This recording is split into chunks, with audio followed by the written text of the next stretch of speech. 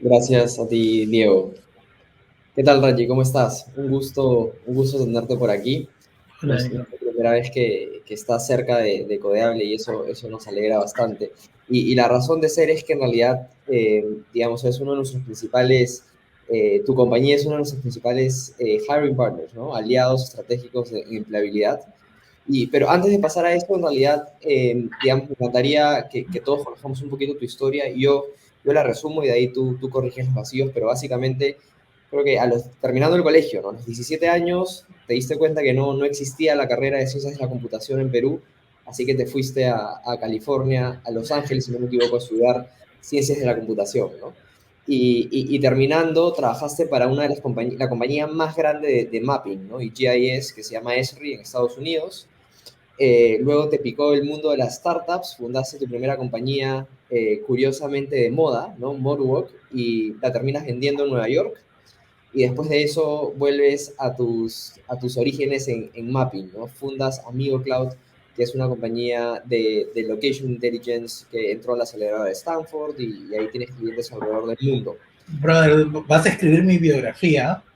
Sí, ¿te parece? Y bueno, Sí, no le has asignado. Lo único que te faltó ahí, creo, fue cuando estuve haciendo juegos en Microsoft. Pero el resto, exactamente. Lo que acabas ya, de decir, me ahorró bastante ya. tiempo. Ya, Microsoft, ¿no? ¿Verdad? Me había olvidado de eso. Estuviste haciendo Sí, juegos en Microsoft y al final, digamos, estuviste ayudando de nuevo al Perú, ¿no? Con todo lo de COVID, fundaste Open COVID, ¿no? ¿no? Y ahí es inclusive ayudando al presidente, a los presidentes, debería decir, ¿no?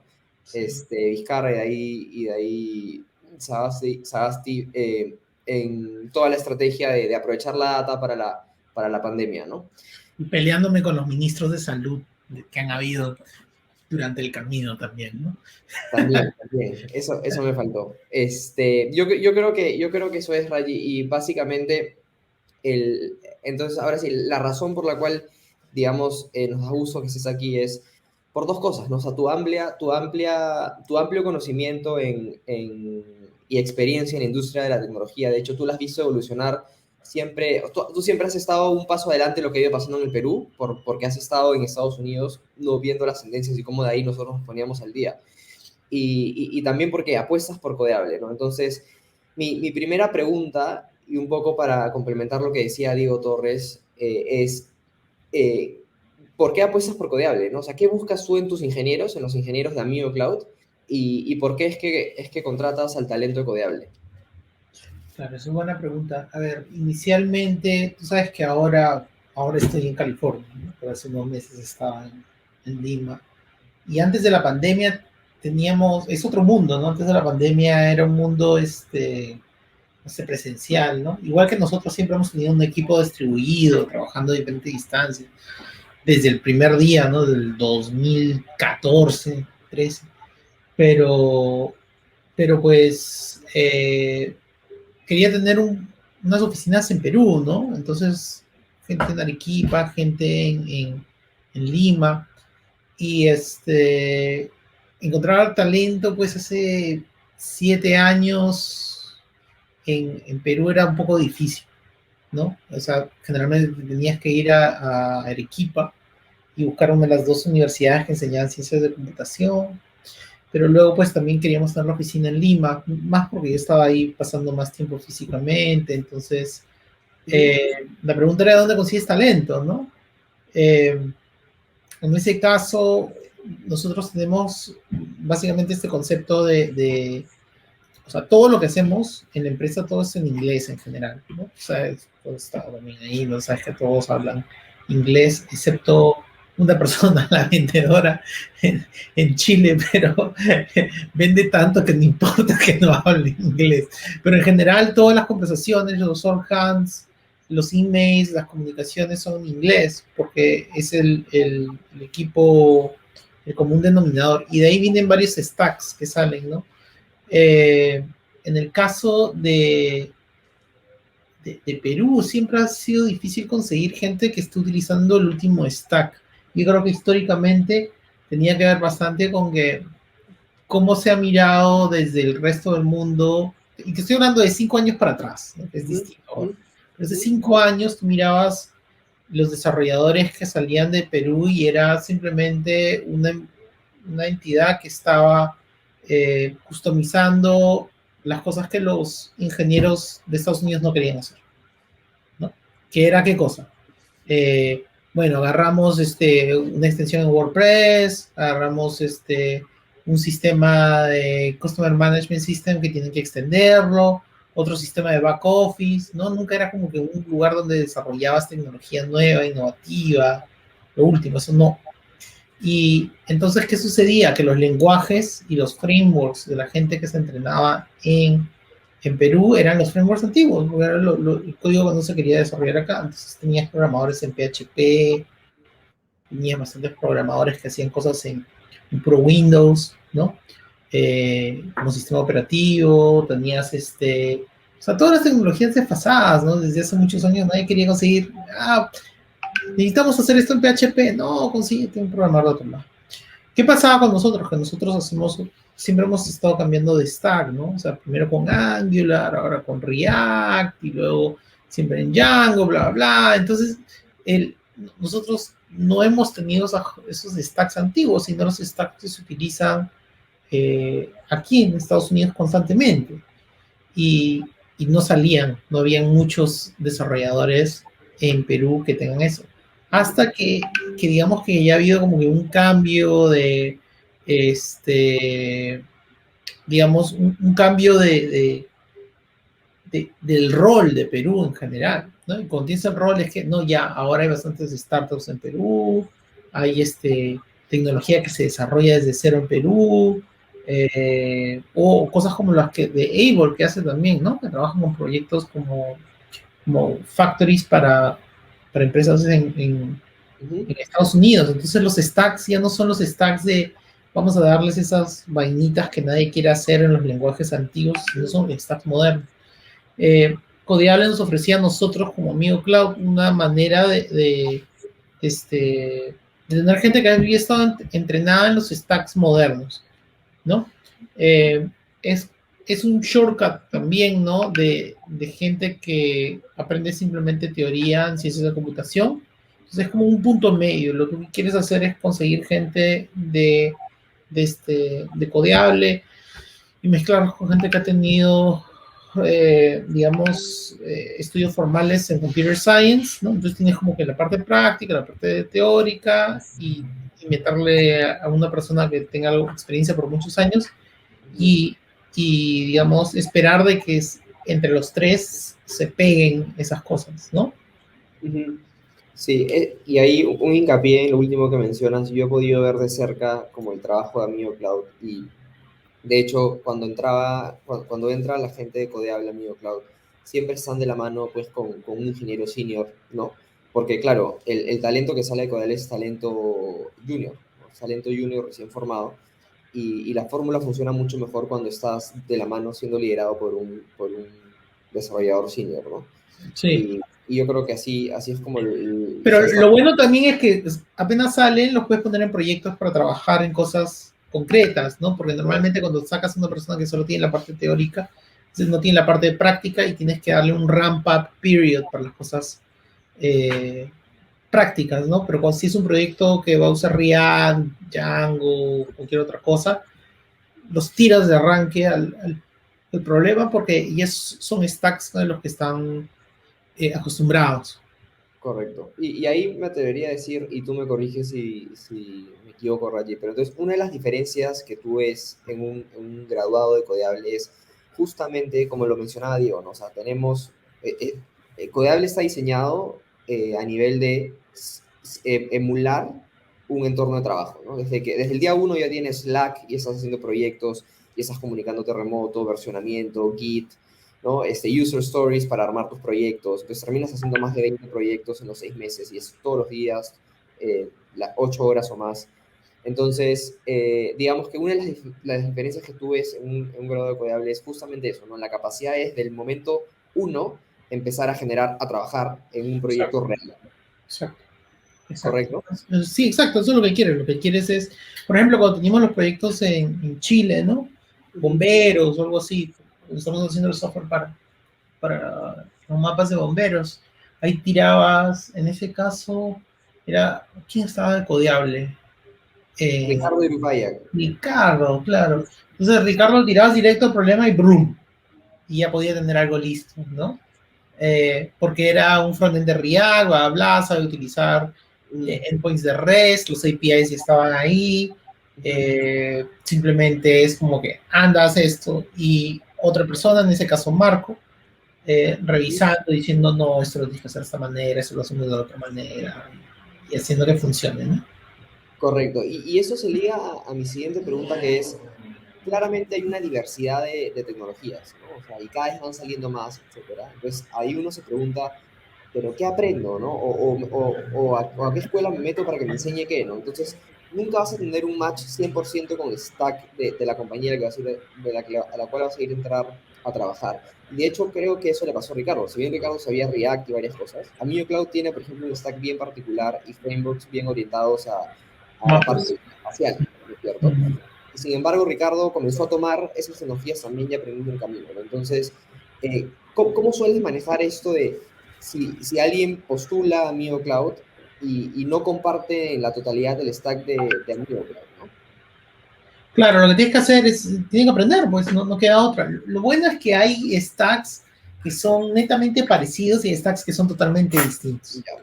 ¿no? Entonces, por ejemplo, Ruby, Python, Django, Flask, una de esas cosas, o sea, muy parecido, ¿no? Los lenguajes no son extremadamente, no es como que vas y le dices Lisp, ¿no? O C++, donde dices, esto es totalmente distinto. Pero también hay stacks que ya están como establecidos en un trend de cómo son las cosas, ¿no? O sea, sabes, por ejemplo, que React en frontend siempre hay necesidad para eso, ¿no? Por ahora. Sí hay otro framework, sí hay Vue, hay Angular, bla, bla, bla, pero React sí que está ganando, ¿no? Lo mismo sucede con digamos, y hay una gran diferencia, ¿no? Hay una gran diferencia entre algo que es statically typed, ¿no? Como un C Sharp o un Java versus algo que es loosely typed, ¿no? Como Python y Ruby y JavaScript y otros lenguajes. Eh, entonces, digamos que la transición de un lenguaje a otro lenguaje o de un framework a otro framework no es muy distinta a menos que estés cambiando el paradigma.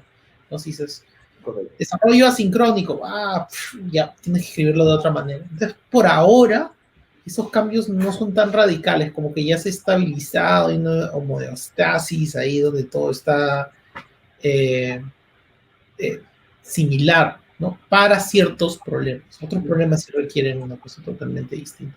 Entonces, digamos que el stack que enseñaban en Codeable o que enseñan en Codeable, no sé qué están enseñando ahora, pero lo que han estado enseñando en el pasado era muy similar a lo que hacíamos nosotros, entonces la transición no es tan brutal para las cosas que son estándar. Correcto. Entonces, ahí hay, o sea, digamos que la clave yace en los fundamentos de un lenguaje digamos, el funcionamiento de frontend o la Sí, lógica. los frameworks, hay un router, hay un alguien está escuchando, hay un modelo para interactuar con la base de datos, en fin, este tipo de cosas, ¿no? Correcto, correcto, ya. Entonces, buenísimo, buenísimo. Digamos, ya alejándonos un poquito del el talento encodeable, lo que tú has podido ver, etcétera, me interesaría también dar una mirada más amplia, Raji, a la audiencia sobre cómo ves, ¿no? Ahora que estás de vuelta en California y que ahí te están llegando cosas directamente, ¿cómo ves el desarrollo de la industria tecnológica en el contexto de la pandemia, ya del trabajo remoto en su máxima plenitud? Mira, Eh, no, Ujú. sí, esa es una buena pregunta de arranque, te voy a dar la respuesta porque, o sea, nosotros trabajamos remoto desde el comienzo, ¿no? Desde el comienzo siempre ha sido primero remoto y luego con ciertas oficinas satélite. Con la pandemia, chao, oficinas, porque no tenía sentido tener oficinas si es que nadie iba a ir, ¿no? Entonces, ¿para qué? Siempre han sido en coworking spaces. Ahora estoy trabajando desde un coworking space, ¿no? Porque eh, digamos que la parte pero nadie más, ¿entiendes? O sea, es interesante. Antes teníamos que poner como que la parte física para que la gente pueda interactuar y hablar y se sienta como en una oficina, la gente reclamaba, ¿no? Que quería trabajar desde un lugar físico, ¿no? No desde su casa, realmente.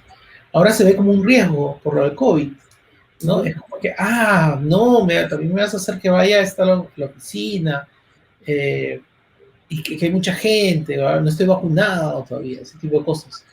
Eh, en otros países no es así, ¿no? Acá todos están vacunados, para entrar todos tienen que estar vacunados. Entonces, eh, es, y además que la pandemia también es muy distinta Ujú. la pandemia es muy distinta en Estados Unidos de lo que es en Perú, ¿no? En Perú todavía tenemos ese trauma de todo lo que hemos vivido, un tiempo súper, súper terrible y difícil.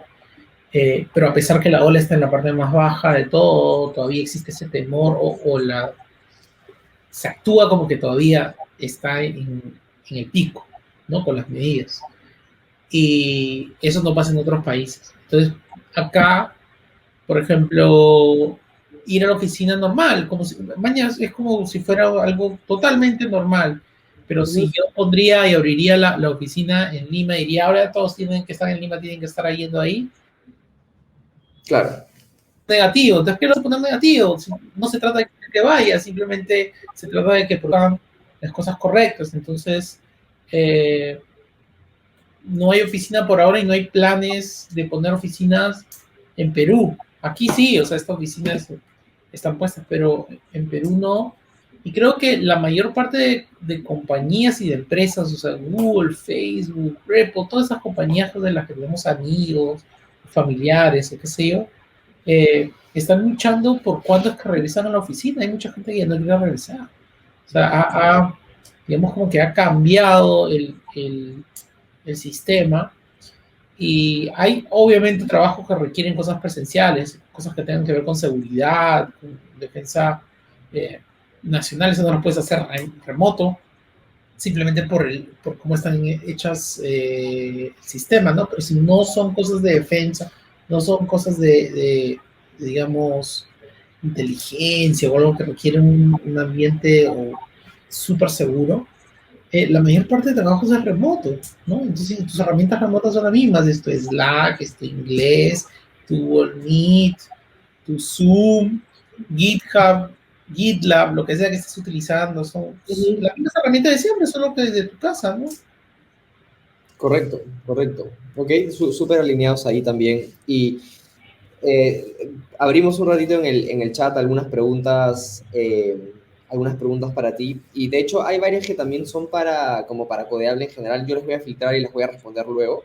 Pero digamos, por ejemplo, una pregunta que está dirigida para ti, Raji, y la pregunta Jafet Brito, que es, ¿cómo puedo mejorar mi nivel como programador? ¿No? Si recomiendas algún libro, alguna ideología, y cómo lidiar con esa presión de la dificultad de encontrar un empleo, ¿no? Yo creo que más la primera parte. ¿Algún consejo por ahí, Raji, para mejorar Mira, en como... general, a ver, en general, si ya quieres entrar a ese punto específico, eh, digamos, tú entras, a ver, saliendo de Codeable, entiendes bastantes cosas prácticas, ¿no? O sea, desarrollo de diferentes frameworks, tus flujos, tu source control, tu base de datos, o sea, lo que necesitas para ser práctico y hacer cosas inmediatamente. La parte que te ha saltado es básicamente esos 4 años de teoría de una universidad donde aprendes un montón de cosas de teoría. Entonces, ¿qué cosas dentro de esa teoría me parece que es importante que se saltan un poco, ¿no? Que son las estructuras de datos. O sea, entender, la gente sabe, creo un array, pero ¿cómo está hecho un array? ¿Cuál es la ventaja de usar un array encima de un linked list, encima de un vector? ¿Por qué? ¿Por qué es distinto, no? O sea, entender eso, y hay un montón de información online que puedes encontrar, hay libros, hay un montón de libros de eso, que pienso que si es necesario. Tú tenías un libro también que te gustaba, ¿no? O sea, trajiste una vez, que era, ¿cuál Sí, era? hay un par que me gustan mucho. Uno que se llama Code, literal, Claro, Code y, Complete. y que te habla, es toda la teoría base desde cómo funciona una computadora, desde cómo, la lógica de un bit hasta cómo funciona la pantalla. Claro, code complete es code complete, ¿no? Eso es lo que...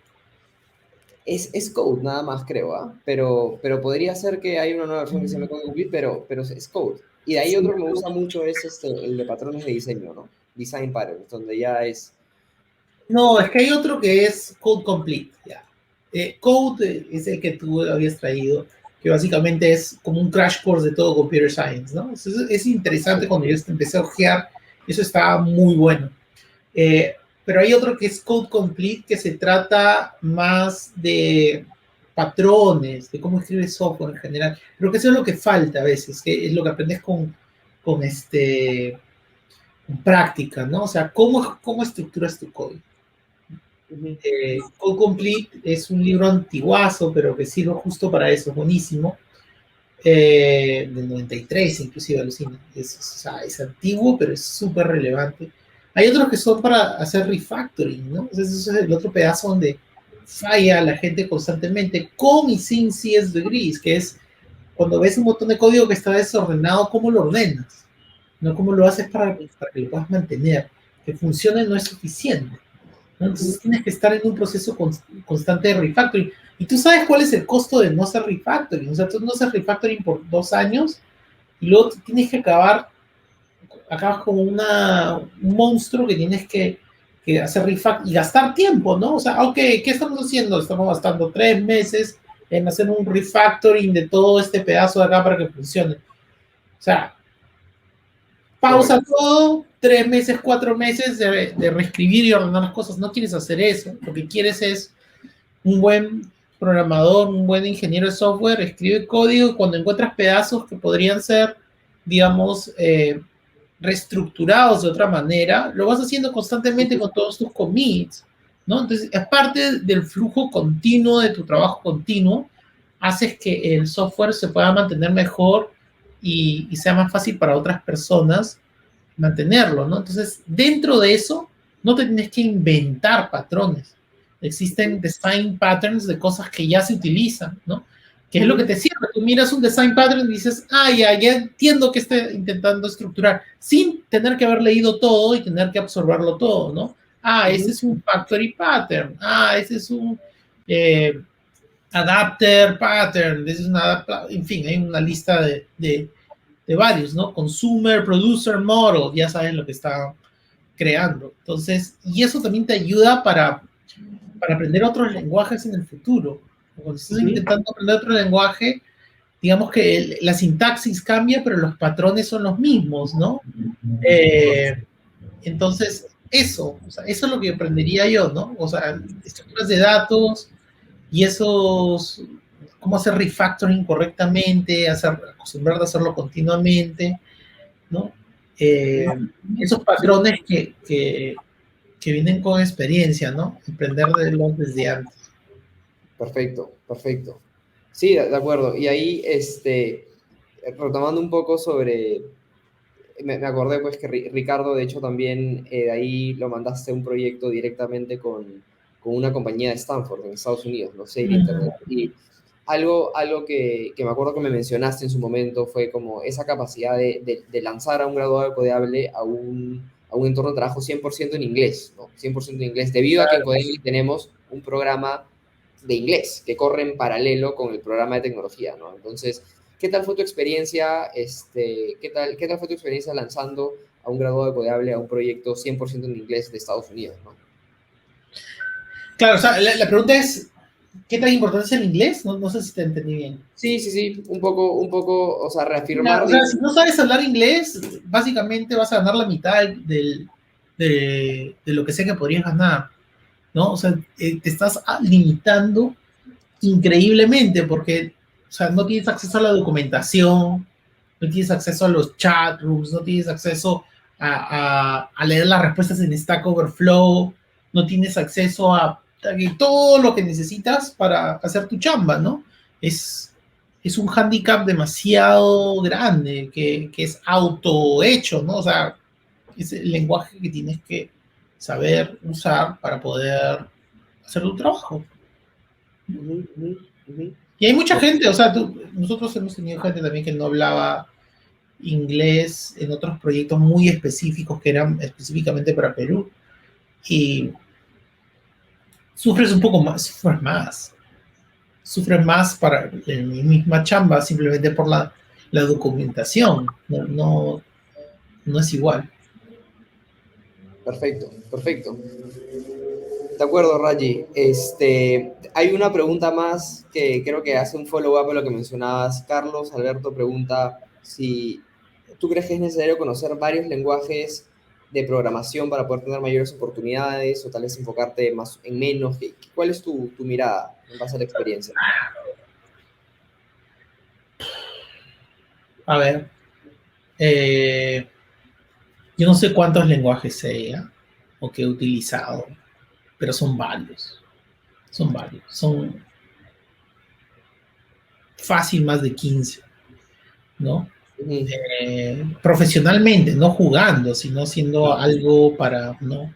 claro. Lua, C++, Digamos que a lo largo C, Java, de- C Sharp, JavaScript, Ruby, Python, Lisp, Prolog, HDL, no, o sea, una cantidad absurda y un montón de, no me, Pascal, Fortran, no sé, hay un montón.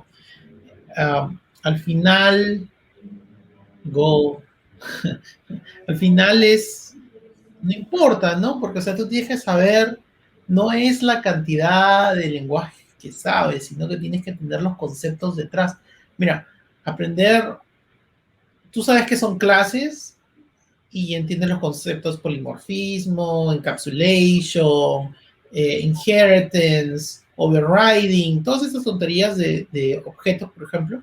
Y al final, cuando hay otro lenguaje, dices, ya, bacán, qué bonito tu lenguaje, cómo hago esto, cómo hago encapsulation, cómo hago polymorphism, cómo hago no sé cuánto. Entonces, es un problema de sintaxis, ¿no? Es como una variación, es como que en quechua, ¿no? En quechua hay varias variaciones, es una variación específica, pero en general, conceptualmente entiendes qué estás buscando. Entonces, si Claro, sabes dos o tres, o sea, si tú me dices, yo puedo escribir en 5 lenguajes, bacán, pero si no me puedes responder, ah, ¿cómo haces polimorfismo en un lenguaje? No sabes los 5 lenguajes, man, o sea, ya, no es válido.